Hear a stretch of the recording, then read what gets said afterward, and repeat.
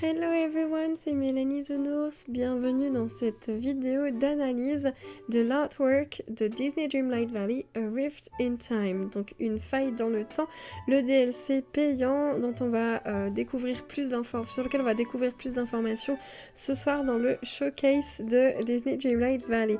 Alors, c'est parti pour l'analyse de cette image.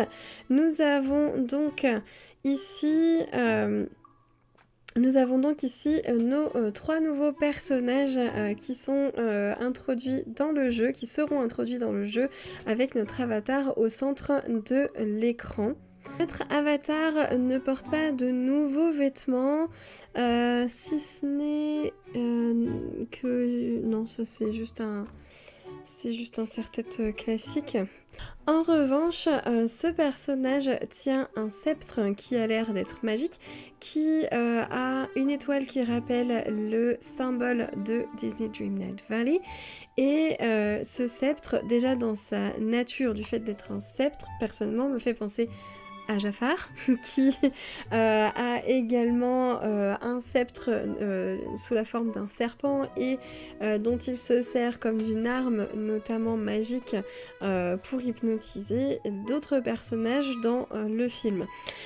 Autre chose par rapport à ce sceptre, donc il y a de grandes chances que ce soit notre futur nouvel outil royal.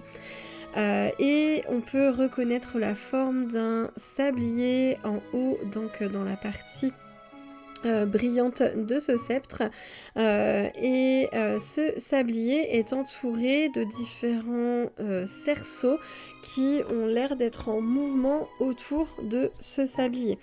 Alors je vous mettrai en i d'information la vidéo de Probably Senpai qui a fait des recherches incroyables sur cet outil qui s'appelle en fait un gyroscope. Un gyroscope pour information, et je vous mettrai aussi dans un autre i, un petit i d'info, la vidéo du Dr Nozman sur le gyroscope parce qu'elle est extrêmement intéressante. Le gyroscope, c'est un outil qui permet d'être utilisé, qui permet de rester en équilibre droit, peu importe ce qui se passe autour. Alors je m'explique par rapport à ça.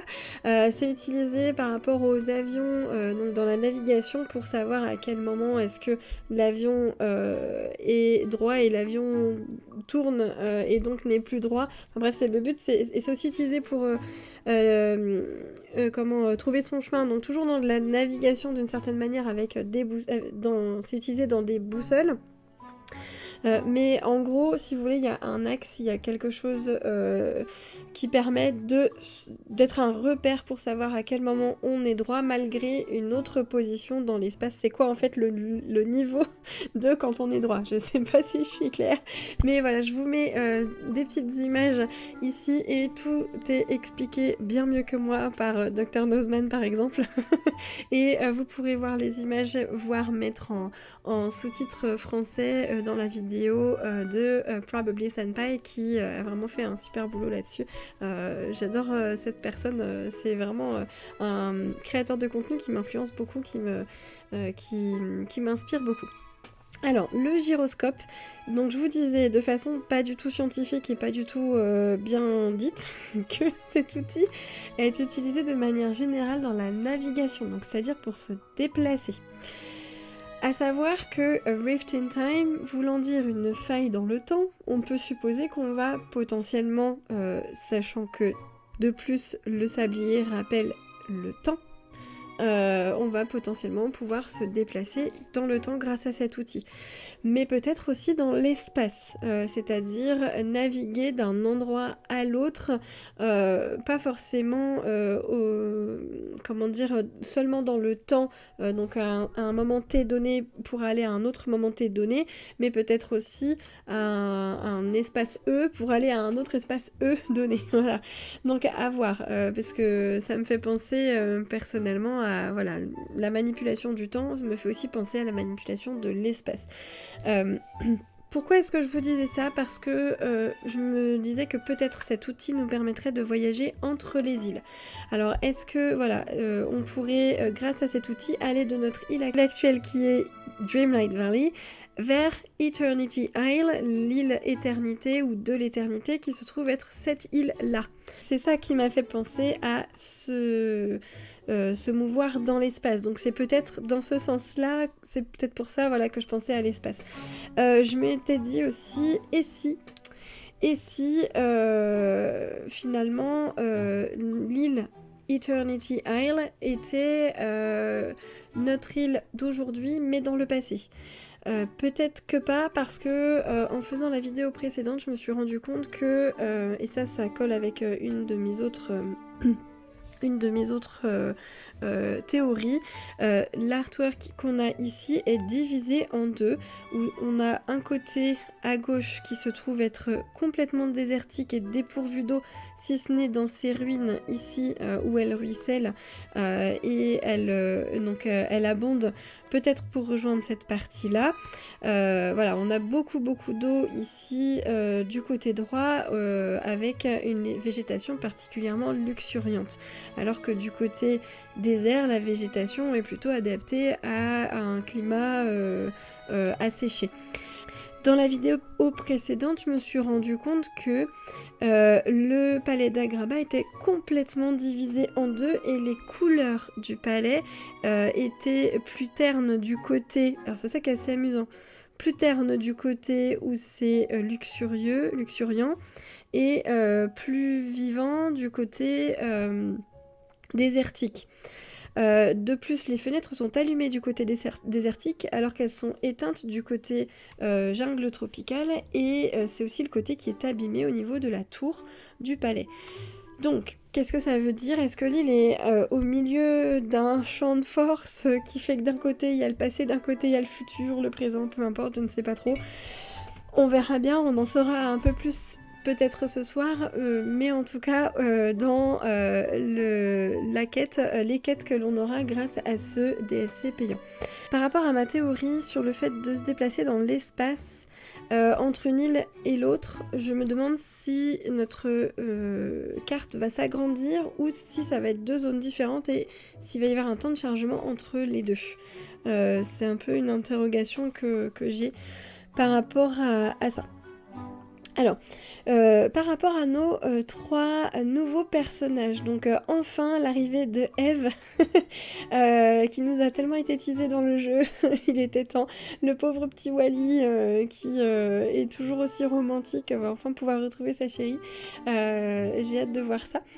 On a ensuite Réponse dans sa tenue classique de princesse avec sa superbe natte de fleurs, natte agrémentée de fleurs.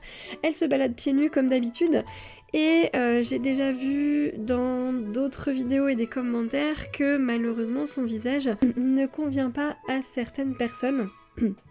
Alors, c'est un artwork, pour le moment on n'a pas encore vu à quoi elle ressemblait en jeu, donc je pense qu'il faut être patient par rapport à ça pour voir ce que ça va donner quand on la trouvera in-game. On a donc à droite également la tour de Réponse, donc la tour dans laquelle elle a été enfermée depuis petite jusqu'à ses 18 ans. Est-ce que ce sera sa maison ou est-ce que ce sera simplement un objet de décoration? Parce que c'est vrai que j'ai entendu quelqu'un dire dans une autre vidéo que ça me briserait un peu le cœur de remettre Réponse dans cette tour alors que elle était quand même contente d'en sortir. Mais bon, après, voilà, c'est quand même un bâtiment iconique de son histoire, donc si c'est sa maison, ma foi, peut-être qu'elle l'aura aménagé autrement pour pouvoir mieux y vivre, et puis de toute façon elle aura le droit d'en sortir chez nous, hein dans notre vallée. Ensuite on a Gaston ici, donc dans sa tenue habituelle également, même chose pour son visage, il y a pas mal de personnes qui disaient être un petit peu déçues de son visuel. Moi j'attends de voir, je trouve que les personnages sont quand même assez ressemblants à qui ils doivent ressembler, même si en effet au niveau des visages j'arrive pas trop à dire pourquoi, il y a un truc qui fait que je les trouve un peu différents, mais bon, je pense que modéliser, là c'est des dessins à mon sens, et modéliser en 3D dans le jeu, je pense que ce sera un peu différent. Alors, je pense que la maison de Gaston sera celle-ci, celle qui se trouve à gauche au-dessus de son bras, parce que en réalité, Étant donné que la maison de réponse se trouve à peu près au-dessus d'elle en diagonale à droite, ce serait logique pour la symétrie de l'image que ce soit cette maison-là, celle de Gaston. Cependant, elle ne ressemble pas à celle du premier artwork du jeu qui nous faisait supposer que ce serait potentiellement sa maison. Je vous mets une petite image juste ici. Donc c'est pas exactement la même, mais peut-être qu'elle est placée sous un autre angle. Donc on verra bien si jamais le pass nous confirme cette théorie. Ou non. Alors, au niveau des personnages, c'est à peu près tout ce que je voulais vous dire. Et du coup, je vais reprendre l'artwork de façon générale. J'ai vraiment l'impression qu'il y a deux mondes qui s'opposent. Donc le côté désertique et le côté tropical. Et donc dans ces deux univers, on a l'impression, de ces deux univers, on a l'impression qu'il y a un seul point commun, c'est ce ruisseau qui a l'air de les relier. Alors l'eau, depuis longtemps, fait partie du jeu de façon plutôt... inhérente. Si on regarde au niveau de la carte actuelle de notre jeu, on a un cours d'eau qui démarre ici dans les montagnes, dans les terres glacées, qui passe par la forêt, qui passe en cascade au niveau du château, qui revient dans les terres oubliées en cascade ici derrière la maison citrouille, qui passe au travers des marais, qui fait un petit lac, un petit étang dans les... Non, ça c'est pas les marais, c'est le plateau, justement, c'est en dessous le marais, c'est ici, qui fait le tour de l'arbre de la mer Gothel et qui va se rejeter dans la mer autour de notre île. Donc en gros, on a de l'eau à peu près partout, elle fait vraiment tout le tour de la carte, et au niveau des petits étangs qu'on a à droite à gauche, on avait des dialogues avec Ursula et Ariel quand personnellement j'ai arrêté de les laisser nager parce que franchement c'est insupportable, j'arrive jamais à les trouver et quand je les trouve elles se carapatent à perpète. Du coup, on avait ces lignes de dialogue avec ces deux personnages qui nous disaient avoir la possibilité de se balader dans des réseaux souterrains qui relient les étangs, les puits, etc., etc. Donc il y a un truc avec l'eau, il y a l'eau qui nous accompagne depuis le début, et il y a ce mystère avec les grottes, depuis le début, les grottes de la plage. Et dernière chose que je voulais vous montrer, c'est au niveau du château, puisque normalement on les voit, voilà, on voit que l'eau elle coule bien ici de normalement chaque côté si je ne m'abuse, non juste de ce côté là, pas de celui-ci, ok. Voilà, donc du coup il y a vraiment un truc, et le château a l'air d'être sur une île séparée, reliée par ce pont pour former une seule et même île. Donc oui, du coup, l'eau a l'air vraiment d'avoir une place importante dans notre jeu depuis le début. Est-ce qu'on va enfin avoir un dénouement de ce fait par rapport à tous les éléments qui entourent cette eau, donc, et notamment, comme je vous disais, par rapport à cette fameuse grotte de la plage, où on retrouve aussi tout en bas un petit étang avec encore plus de ruines.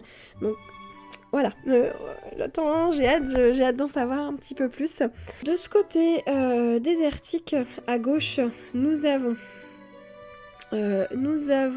si on zoome un petit peu plus, notre propre maison. Une de nos propres maisons, en tout cas celle d'origine. Nous avons l'air d'avoir un petit marché par ici, donc la potentielle maison de Gaston, Mickey qui est assis, je pense, sur un tas de sable ici. Donc ça voudrait potentiellement vouloir dire qu'il pourrait se promener comme il veut dans les deux vallées. On a également la maison de Wally, ce qui me fait penser qu'on pourra décorer plus ou moins ces autres biomes comme on le souhaite. On a toujours par ici des stands de marché, le fameux palais qui, regardez, on le voit mieux par ici, a l'air de changer de couleur vraiment complètement au niveau du milieu, de façon complètement divisée en deux. Et il a un côté délabré et pas éclairé au niveau des fenêtres, comme je vous disais, contrairement à l'autre côté flambant neuf. Nous avons ensuite du côté luxuriant Wally et son jardin. Alors est-ce qu'on en aura un autre ou est-ce que c'est toujours celui qu'on a l'habitude d'avoir? Est-ce que on pourra le déplacer dans cette vallée, dans cette partie de la vallée? Nous avons donc la tour de réponse et également Casita, mini Casita, la fameuse maison de Mirabel qui se trouve également là. Il y a aussi au niveau de la fenêtre où est censée se trouver la bougie du miracle dans le film Encanto qui a l'air d'être éclairée. Donc peut-être que une histoire à propos de cette bougie va être mise en place dans les quêtes. Peut-être qu'on va avoir d'autres personnes de la famille de Mirabel. Peut-être qu'on aura accès à d'autres pièces dans sa maison parce que pour le moment on n'a que sa chambre, ce qui est assez frustrant parce que quand on sait à quel point la maison est énorme à l'intérieur, j'étais un petit peu déçue de n'avoir que la chambre de Mirabel. Et ici on a un grand mystère pour moi. C'est pas du tout ce que ça va donner. Alors, j'ai deux théories. Ce charmant bateau s'appelle Miss Tilly. C'est un bateau à pêche qui permet de pêcher la crevette. Et ce pauvre bateau s'est retrouvé après un typhon disposé de la manière suivante sur le mont Mayday, qui s'appelle maintenant aujourd'hui, qui est en fait un volcan qui essaie de sortir ce bateau de sa position en lançant un geyser toutes les 30 minutes. Alors, c'est quoi cette histoire? Qu'est-ce que je vous raconte? Eh bien, je vous parle de l'histoire de Typhoon Lagoon. Alors, Typhoon Lagoon est un parc aquatique de Disney World, donc le parc Walt Disney qui se trouve à Orlando en Floride. Et ce parc aquatique en fait a une histoire et son histoire c'est que il y a une légende autour d'un ouragan nommé Connie qui aurait démoli l'île de Pleasure Island et un lagon qui fut rebaptisé par la suite comme Typhoon Lagoon. Donc le lagon typhon. Les bateaux, les filets de pêche et les planches de surf qui étaient dans la petite ville qui a été dévastée ont été laissés à l'endroit où l'ouragan les a emportés, les a déposés. Et le point central de ce parc, c'est le fameux bateau que je viens de vous montrer, donc Miss Tilly, ce fameux bateau de pêche à la crevette, et qui a été planté au sommet du pic volcanique du mont Mount Mayday. Donc les fameux geysers de ce mont, de ce volcan sont toujours actifs et comme je vous disais, ils essaient de déloger ce bateau comme si ces geysers étaient vivants. Ils essaient de les déloger toutes les 30 minutes. Donc voici une autre image de ce bateau qui est absolument immense du coup par rapport au reste du parc.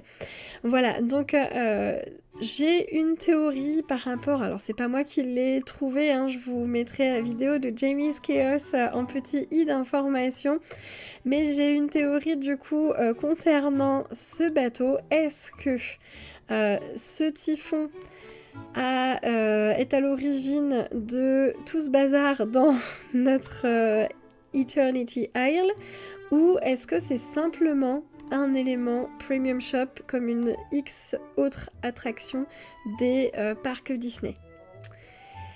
Soit c'est juste un élément de décor et il n'y a aucun lore derrière, soit ça peut faire partie intégrante de l'histoire de notre jeu et ça serait super intéressant que ce soit lié à ça. Mais on ne sait pas. Au niveau du premier plan de la photo, on va avoir les différentes ruines qui rappellent les ruines de la bande-annonce, donc avec tous les petits chapiteaux et les petits les petites gravures que l'on a sur les pointes, ici aussi, sur les chapiteaux, comme on dirait, au-dessus d'une tour, haut de bâtiments, si on peut dire, ou de piliers, ces chapiteaux de piliers qui nous font penser, très fortement penser, ainsi que ces gravures, à l'univers de Atlantis. Donc dans ma vidéo précédente, je vous en parlais justement, donc il y a de grandes chances que en réalité ce soit 3 biomes différents, le biome désertique ici, le biome forêt tropicale de ce côté et le biome ruine qui soit le 3e, et donc qui correspondent aux 3 biomes qu'on nous a promis en fin d'arc 1 avec la scène post-générique.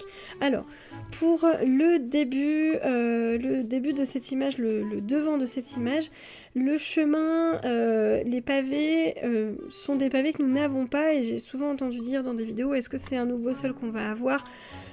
Personnellement, c'est pas la première fois que j'entends ce genre de commentaires concernant un artwork. On a rarement eu le sol qui était sur l'artwork. Je pense que c'est juste un dessin par rapport à ça. Si on a un nouveau sol, tant mieux, mais je pense pas. Ensuite, nous avons les cristaux qui sont également dans le trailer. Peut-être que ce sera une nouvelle ressource, peut-être que ce sera des éléments qui vont nous bloquer, ou alors ce serait peut-être des cactus qui nous bloqueraient, de la même manière que les champignons, les os, etc., les épines nocturnes. Mais en tout cas, qui dit nouvelle ressource, dit potentiellement nouvelle plantation, nouvelle recette. Bon, ça serait vraiment super, ça ajouterait des éléments supplémentaires à notre jeu. On a également 2 animaux de ce côté-ci, le petit singe que vous voyez sur l'arbre ici qui ressemble fortement à Abou. Alors Abou, c'est un sapajou. Du coup, ce petit style de singe, je vous en mets une image ici. Donc est-ce que on en aura beaucoup de couleurs, de même que pour ce serpent qui a l'air d'être un cobra? Est-ce qu'on aura plusieurs couleurs? À voir quel bruit ils vont faire, ça m'intrigue aussi.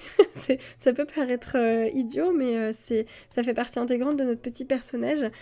Qu'est-ce qu'on a d'autre de ce côté-là? Donc voilà, pour la partie désertique. Pour la partie tropicale, on a ici un petit capybara, donc même chose, j'espère qu'on en aura plusieurs couleurs, j'ai trop hâte de voir. On a l'air d'avoir ce qui ressemble à des navets ou des radis. On a également ce qui ressemble à peut-être, alors je vais vous montrer plusieurs images, peut-être des radis noirs ou des radis violets, parce qu'il existe des radis noirs qui sont violets et des radis violets. Ça peut aussi être des carottes violettes. Je suis allée chercher quelques images, donc je vous les mets là. En tout cas, si on a les éléments qui ressemblent plus à des navets, ce sera peut-être pas des radis, enfin je sais pas trop. Ou si les premiers sont des radis et pas des navets, enfin peut-être qu'on aura les radis violets en violet, on verra bien. À côté, il y a deux mystères que je n'explique pas. J'ai essayé de trouver des photos, mais j'ai rien trouvé. On a ce qui ressemblerait à peut-être des petits piments, mais on en a déjà des piments dans le jeu. Alors est-ce que ce serait un autre petit fruit de type fraise, mais ça ressemble pas à un fraisier, donc je saurais pas vous dire. Et alors les petites baies en grappe triangulaires là, enfin ou en forme de cône, je ne sais absolument pas ce que c'est. J'ai des baies de goji, ça ressemble pas à ça, c'est allongé. Des cranberries c'est rond, je ne sais absolument pas ce que ça peut être. J'ai hâte de voir ce que ça pourrait être. Est-ce que ça va être des nouveaux éléments qu'on pourra accueillir ou pas? Je l'espère grandement. Voilà, et bien écoutez, au niveau de cette partie, ce qui me fait penser que ce sera des choses qu'on pourra planter, c'est ce fameux sac de terreau et la bordure qu'on a aussi ici à côté du sac, parce que cette bordure c'est celle qu'on a au pied de nos arbres fruitiers et du jardin de Wally, donc je pense que c'est ce qui va potentiellement nous permettre d'avoir de nouveaux éléments à planter et récolter, donc j'ai vraiment hâte. En tout cas voilà pour ma vidéo sur cet artwork de notre nouveau pass extension A Rift in Time dans Disney Dreamlight Valley. Si vous avez regardé cette vidéo jusqu'au bout, merci d'être encore là. Je vous invite à me filer un petit coup de pouce si le cœur vous en dit. En tout cas, je sais que vous êtes grands et grandes et que vous savez comment ça marche si vous avez envie de le faire. Donc, je compte sur vous. Et puis, je vous dis à tout à l'heure sur Twitch pour le direct du showcase de Disney Dreamlight Valley. Bye bye!